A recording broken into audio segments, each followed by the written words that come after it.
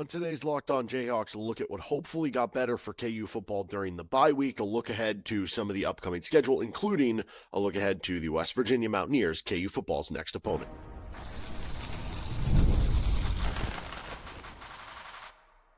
You are Locked On Jayhawks, your daily podcast on the Kansas Jayhawks. Part of the Locked On Podcast Network, your team every day. What's going on? Derek Johnson here. This is Locked On Jayhawks. Thanks for making it your first listen every day, and thank you to the everydayers catching each and every episode of the show. We are free and available anywhere you get your podcast, including on our YouTube page where you can like and subscribe to the show. And on today's edition of LOJ, we're breaking down the bye week for KU football, what hopefully it led to in terms of improvement and KU getting ready for the rest of the season. What does the rest of that schedule look like for KU, especially after another week of data points in college football, and an early peek at the West Virginia Mountaineers, which is KU's next opponent upcoming on Saturday. Today's episode of the show is brought to you by FanDuel Sportsbook. Right now, new customers can bet just $5, and if your bet wins, you get $300 in bonus bets to use across the app. Download the app today with FanDuel. Okay, so KU had a bye week this past week as they get ready for the West Virginia game. What are some of the biggest things you hope that they got improved, and maybe some areas that I don't think you can really expect to be improved after Kansas has this bye week? I think the first one that you would look at is tackling. You know, we talked about this a lot over the first couple weeks of the season, that Kansas missed 12 tackles in their first two games combined. And a majority of those, it felt like, was on the first drive that they played against Fresno State. I mean, you could probably count 3 or 4 alone on that first drive by Fresno State that went down and scored a touchdown. From then on, though, they were pretty solid in terms of tackling until the Missouri game happened. And then in the Missouri game, they missed 24 tackles, according to Pro Football Focus. Now, obviously, it's going to get tougher the better athletes that you're playing against, and Missouri has better athletes than Wagner and Fresno State. But where does that rank in terms of the athletes that you're going to play in the West Virginia game, the Cincinnati game, the rest of the games, the rest of the way? Is Missouri, do they have the best athletes on the outside compared to anybody else that you're going to play? How applicable is it? How close is it to these other games? How much of it was just a bad game by KU? Can they get that better? Can you get it better during the bye week? I'll be interested to see if they can, because if they do become a better tackling team, I think there's a lot to like about this defense and some of the improvement and some of the positions that they have. If you can be a more sound tackling football team, I really like where they'll finish at the end of the year. The next one is offensive line play and cohesion. So right now, it still seems like they're still not totally settled on who those 5 guys are going to be. Now, we've really seen a big split recently in the snaps between Amir Herring and Tavaki Tuikolovatu. We've seen a little bit go to Nolan Gorsica, right tackle for Enrique Cruz. Cruz still getting the majority there, but it's enough to make you wonder, how settled is this stuff? And then, how much does the continuity help? It hasn't been the best starts to the season for Calvin Clements and Bryce Foster. They've had some good moments, but I think there's another level that both of those guys can get to at the same point in time. And when you look at that, how much do both those guys get helped by having just more continuity as an offensive line? It's not just that the KU offensive line had a bunch of dudes on it, whether you look at a couple years ago, Dominic Pooney, or last year with Logan Brown or with Bryce Cable. It's the fact that you had guys who, played cohesive football and played a lot of snaps next to each other. And this year, yes, Bryce Foster and Kobe Baines, they played a good amount of snaps next to each other because of last year, but the rest of the offensive line hasn't played a ton of snaps together. So you would think inherently at a position where, if you're a receiver and the other receiver on the other side of the field runs the wrong route, you can still get open and catch a pass and then, make a big play or go for a touchdown or whatever. If you are the left tackle and the right tackle messes up, or there's a blitz and there's a free man coming and somebody else messes up. If you're the center, right, and the guard messes up, it can make you look bad, or it can it just makes life a lot easier on kind of everybody else on the team at that point in time. And so it's a much more cohesive position. It is a position where you really are counting on the other players. I mean, obviously football is a team sport, but it is a team within a team on the offensive line. And so you just wonder if the playing next to each other, the cohesion, will that help KU moving forward and just getting more of those reps during the bye week? And I would say the same thing about the defensive back room. That one maybe a little less so in terms of that cohesion as the offensive line, but it still does matter, right? If you're playing like a zone defense where exactly do I feel comfortable like letting this receiver go off and now that guy has me covered? And are you able to kind of communicate before the snap, like where you need to be, after the snap? Like, this is a young DB room, and can those just extra reps, can you take a deep breath? Because it is a talented DB room, but you're going to have your ups and downs throughout the season because it is a younger room. Can you take in that deep breath during the bye week and getting those more reps during extra practice and during the bye week? Can that help that room, play to that talent level even more? Because I'd imagine for a lot of those young players, the first 3 games of the season has probably been kind of a whirlwind with how fast it went with entering into action for the first time, and maybe things start to slow down a little bit more after this bye week. Maybe I should have led with this one, but maybe the most important one for Kansas is player health. Can that get better going into this week with West Virginia and moving forward the rest of the season? Obviously, Kansas has 2 more bye weeks, so you're going to have more opportunities to do just this.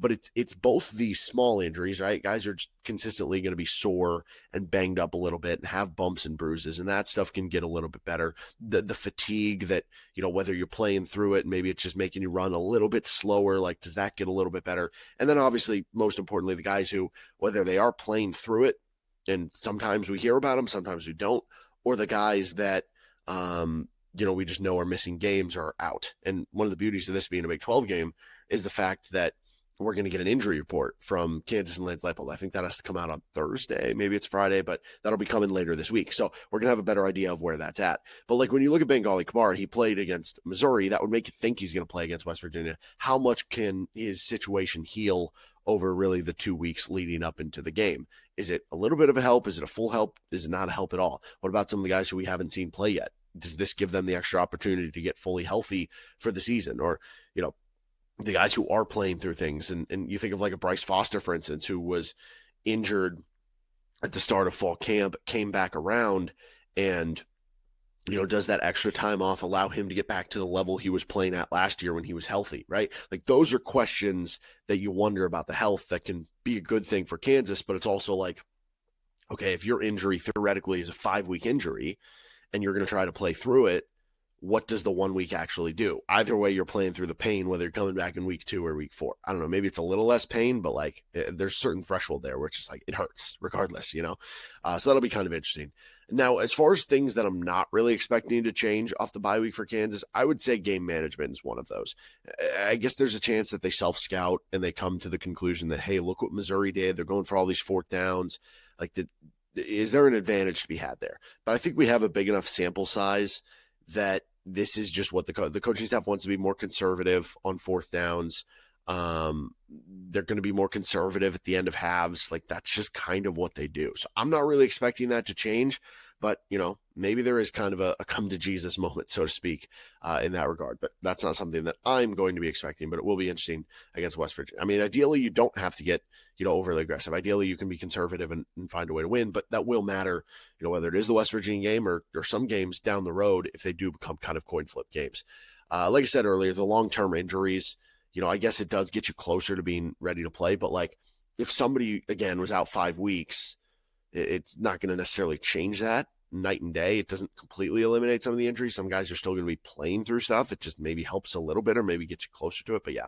And then the other one is like, this is one where it's like, if the running game is indeed broken, which we saw in the Missouri game, though it was, much better against Wagner and Fresno State. So I don't know that one game should make us think it's broken, but if there are issues to it, how much does the bye week fix with the KU running game? Because I guess if the running game just ran into like a really good defensive line that Missouri has, you're not going to see that talent level again on that defensive line. Maybe Utah, but it should be improved. But I don't know that like any improvements there are something that I'd correlate to the bye week as the cause. Does it allow you to get in the lab a little bit more with what you want to do with blocking schemes, or I don't know, just retraining the fundamentals of how you want to do things? But you would think that would kind of already be there. Maybe it gives you more time going back to the health stuff for LaShawn Williams to get healthy, and maybe that adds that extra boost to the running game. Maybe it gives more reps for the young running backs to, maybe they start to come in a little bit more and give you a little extra flair because those guys are a little bit different runners than what you get with Williams and Highshaw. So it'll be interesting, but I don't necessarily think like if KU comes out and they run well against West Virginia, I don't think it's necessarily about like, oh, it's because they had the bye week. I think they just probably figured some stuff out in film and had a better game against a less talented defensive line. I think that's what I would kind of point to from there. All right. How did some of the upcoming opponents for KU perform this week, and how have they looked overall this season? We get to that next. This is Locked on Jayhawks. Today's episode of LOJ is brought to you by the Game Cap. Quick question for all the college football fans out there. If you could go back in time, sit front row for your school's biggest rivalry game, what hat would you be wearing? I said hat. For me, it'd be the Game. They're not just hats. They're the same vintage styles that fans wore back in the 80s and 90s. And guess what? They still go for the same price they did back then. When you use code LOCKED ON, you'll get your vintage hat for $16.99. So just head to thegamecaps.com. That's thegamecaps.com. Grab your team's classic bar or retro circle design and use code LOCKED ON for an exclusive discount, because legends wear the game. Today's episode of the show is also brought to you by 5 Hour Energy.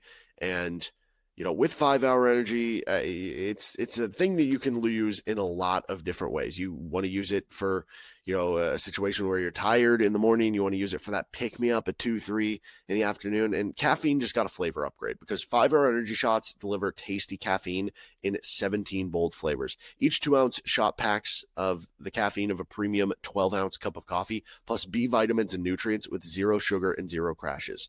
And they're so portable too. Big taste, tiny shot. You can take it anywhere and get that boost when you need it. I know I need it, right? You get that little bit of a lull after lunchtime, especially you have a big lunch or something like that. Maybe you do need it in the morning and you just need something quick before you head to work. Well, enough with the boring, flavorless caffeine. It's time to give your caffeine a flavor upgrade with 5 Hour Energy shots. Get the favorites you love, or be bold and try something new in store and online at 5hourenergy.com or at Amazon today. Thanks for joining us on Locked on Jayhawks. Thanks for making it your first listen every day. Thank you to Everydayers catching each and every show. And don't forget, you can check out Locked on College Football or Locked on College Basketball for your second listen every day as well. So how did some of the teams that KU is going to be playing this year perform over this past? Well, for starters, we got to see Kansas State and Arizona play. Those are both teams you're going to be playing, although it didn't count as a Big 12 game, which is silly. But, you know, the reasoning why they just had it scheduled before, you know, they became conference members. So Kansas State ended up actually coming back in the second half to make things look a little better. Arizona wins the game 23-17.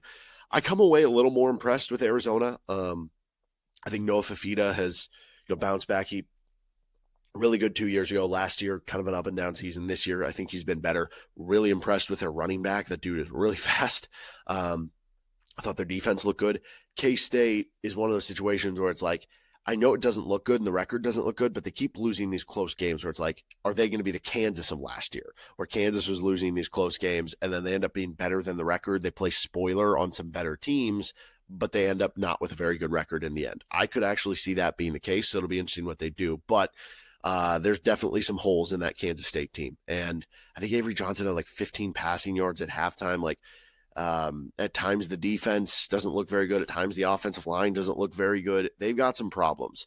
And yet still, I'm sitting here awaiting that game on October 25th going, how's Kansas going to mess this one up? You know, because it's almost like, unfortunately, even with Kansas State winning 16 straight in the series, now I feel like Kansas State is getting to a point where they are doing so poorly that Kansas is going to be expected to win, to where somehow the pressure is still going to be on Kansas despite losing 16 straight in the series, which is just stupid. And I don't like that one bit. But if not now, then when? Like, we've talked about this before. Like, you're 0-5 in rivalry games now between K-State and the Missouri game. You have to beat Kansas State this year. 1, because you're 0-5. 2, because look at what they've started out with now. Go beat Kansas State this year. Please go beat Kansas State this year. So anyway, but yeah, like I said, you know, in the offseason, I was kind of on board that like a lot of people are picking Arizona to finish at the bottom of the league. They went 4-8 last year, so you sort of understood it. But I've kind of said all along, like the Big 12 very much is going to ebb and flow with how close these teams are together in talent. Would it surprise anyone if Arizona was a 6 or 7 win team? Wouldn't surprise me. And I think that's what we've seen so far. So now that game where you're playing at Arizona, if they do end up a 6 or 7 win team, those games become a little bit more difficult in playing them on the road. As far as some teams that Kansas has already played, Fresno State beat Southern 56-7. They're 3-1. And they've looked pretty good ever since the Kansas loss. So that's a good sign for Kansas. Missouri crushed Louisiana 52-10. I think I saw a stat that Missouri is the only team in the country who's like top 5 in, it was like, yards per game and yards allowed per game, or yards per play, yards allowed per, I don't know, one of those numbers. They've been really good so far this season. What happens if Kansas's loss to Missouri ends up being like one of the best teams in the country, and Fresno State ends up being like one of the best teams in the Mountain West and wins like 8 or 9 games or something? Like, I don't know. You would approach how you feel about the 2-1. Not that you feel bad. I feel good about the start to the season for KU, but you feel even better if you knew those were going to be the cases. Cincinnati, who will be KU's opponent after West Virginia, didn't learn a ton about them. They beat up Northwestern State, but 70-0. I'm not going to say that, I have a billion takeaways from them beating Northwestern State, but, if you're going to play that game, you might as well blow them out, and they did. Texas Tech beat Oregon State 45-14. Now, that one becomes interesting because Oregon State now is a common opponent for Fresno State. Fresno State only beat Oregon State by 9. Texas Tech beat them by 31. And obviously, you're playing Texas Tech. You played Fresno State. I will say Fresno State had to play Oregon State on the road. So at Oregon State had to play Texas Tech in Lubbock. So those are very different situations and circumstances. I guess if we're doing the transitive property, KU beat Fresno State by 24 points. Fresno State beat Oregon State by 9. So theoretically, you'd win by 33. Tech won by 31. Boom. Kansas is good to go in Lubbock against Texas Tech. But obviously, we know it doesn't always work that way. Iowa State struggled against Arkansas State. That was 24-16. I don't have, sometimes I feel like Iowa State in some of these non-con games doesn't want to give anything away. And they're like, we're just going to prioritize our playbook in conference play. Arkansas State is at least a feisty team. But yeah, I do feel like a little bit early in the season, like I don't think Iowa State has this super explosive offense. I do think they are missing those 2 stud receivers from last year where you don't have as much explosivity in some of these games. Utah had a bit of an early struggle, but wound up winning by 25 against Wyoming. Again, I'm not coming away from that one feeling any worse about thinking that Utah is a really good team and what they're good at necessarily. And then UCF and Oklahoma State both had bye weeks, so we didn't learn anything good, anything bad from those teams. Though UCF, the schedule kind of looks pretty light in this first half where they could come in to that Kansas game. I guess they'll be the home team in that one with a pretty good record coming in. And then, of course, there's West Virginia. They had a big win against Pittsburgh coming from behind. We'll touch more on the Mountaineers, though, next. This is Locked on Jayhawks. And today's episode of LOJ is brought to you by Prize Picks, the daily fantasy app where making the right call can actually pay off. You and I make decisions every day, but on Prize Picks, being right means cashing in. With football back, Prize Picks is the simplest and fastest way to get in on the action. Just pick more or less on 2 to 6 player projections, and you can turn your takes into real prizes, all in less than 60 seconds. Download the Prize Picks app today and use code LOCKEDONCollege to get $50 in lineups after you play your first $5 bet. That's code LOCKEDONCollege for $50 in lineups after your first $5 play. Prize Picks, it's good to be right with Prize Picks. Today's episode of the show is also brought to you by FanDuel Sportsbook. The NFL season's here, and FanDuel is making sure you're ready for kickoff with a can't-miss offer. Right now, new customers can bet just $5, and if your bet wins, you'll get $300 in bonus bets to use across the app. You can get lines for Week 3 already for Kansas football against West Virginia. They're going off actually now at FanDuel. They could open at 11.5. Now it's 12.5. KU minus 410 on the money line. Seems pretty rich, and the over-under is 54.5. You can also still get futures for the season. You can get futures for the NFL season. You can get, futures on the MLB season if you want to pick a team to win the hunk of metal, as Rob Manfred calls it, at the end of the year. So do that at FanDuel. Download the FanDuel app now by visiting FanDuel.com to get started. That's FanDuel.com to place your first $5 bet. FanDuel, official sportsbook partner of the Locked On Podcast Network. Thanks for joining us on LOJ. And again, check out Locked On College Football or Locked On College Basketball for your second listen every day. Okay, so KU takes on West Virginia. That's their opponent this week. We'll have plenty of time later in this week. Get you a crossover episode with Mountaineer Paul. Get you a preview episode, keys to the game, all that coming up later this week on Locked On Jayhawks. Let's take that early look at West Virginia, who, on the season now is 2-1. They blew out Robert Morris 45-3. Then they lose at Ohio, which you kind of question, okay, losing to a MAC school 17-10, how good are you? If you remember, though, first of all, Ohio has been one of the most consistent and best teams in the MAC. Second of all, if you remember a couple of years ago, gosh, would this been, I think 2022, maybe it was 23. Iowa State lost to Ohio in the early part of the season. And then all of a sudden they finished like 6-3 in the Big 12 or something like that. So it can be done. And they ended up getting a 31-24 win against Pitt, which is, solid team in the ACC. So it also, Ohio was like hanging tight for a while with Ohio State and ended up losing by like 28 points. But it's not like the worst loss in the world is basically what I'm saying. So I wouldn't necessarily judge West Virginia just on that loss and say, oh, if they lost to Ohio, they should lose to Kansas. Like, I don't know. I still think this is going to be a close game. And we look to really the last like 3 times these schools have played. You go back to last year, Kansas gets up 10 with like 4 minutes to go and you blow the lead and West Virginia wins the game. You go back to the game back in 2022 and it's back and forth. Kansas wins in overtime. You go back to the game in 2021 where Jalen Daniels is finishing out the season for KU the last couple games. And it's the final game of the season for KU. And West Virginia wins kind of a close game that Kansas had a shot in and were competitive in and made you feel better heading into the offseason after building off, the Texas game, you had the close TCU game, the close West Virginia game. But point being, there have been a lot of close games recently between these two schools. Now, for them, Jahiem White was injured in the second game. He's out for the season. And,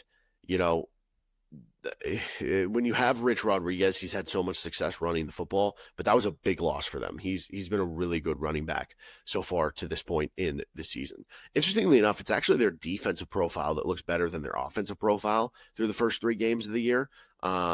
Right now in like total EPA per play, they're 104th in the country on offense. Yet on the defensive side, they're 35th in the country in EPA per play. You look at what they do well, they've been pretty good stopping the run defensively, and that's a little worrisome with what we just saw from Kansas their last game, stopping or not being able to run the ball. But they're top 10 in the country right now in EPA per play, total EPA, and EPA per game, stopping the pass. So if they're able to slow down the KU passing game, what does that mean for that KU running game that we did see struggle in the Missouri game, and how important does it become in a game like that? When you look at the West Virginia passing game, they've really struggled. They're 129th in the country in EPA per play passing, but they are 35th in the country in EPA per play rushing. And again, that's where Rich Rodriguez comes in. They'll have quarterbacks who can run the football. Even without Jahiem White, it is a big loss for them, but they're still going to have other guys who are going to be able to, come in and kind of split the load and make things happen. So it is interesting too, because we haven't seen Lance Leipold against Rich Rodriguez. And so it's one thing to point to, okay, those past matchups with Neil Brown, it's a different coach now, it's a different system, it's a different scheme, it's also a different KU defensive coordinator. So how are they going to respond to the type of offense that West Virginia has? Because it is a little bit more unique in terms of some of the teams that you have played or are going to be playing against. Like you look at West Virginia, they want to be a spread football team. You look at Fresno State, they're kind of like a, spread, like power type of football team. I guess maybe they'd be a little bit more equivalent to West Virginia, but still, it's different there when you're talking about some of the speed option, the spread option, the triple option concepts that Rich Rodriguez will use and has perfected for so many years there. So I do think it's a very interesting game for KU. Obviously, they're coming off the bye week. I don't necessarily hate the fact that KU is getting a bye week and that West Virginia is a team that is, you can make both arguments. You could say, hey, they just beat their rival Pitt. That's going to lead to a huge whirlwind of momentum for West Virginia, and they're going to come into this game hot. You can also view it as, hey, it just took them having a crazy comeback. They were down like double digits late in that game, end up coming back, forcing overtime, winning in overtime. It's their biggest rival. It's an emotional game to begin with. You add on the big comeback that they had, probably a big emotional high. And a lot of times after a big emotional high, it's hard to get back up to that point.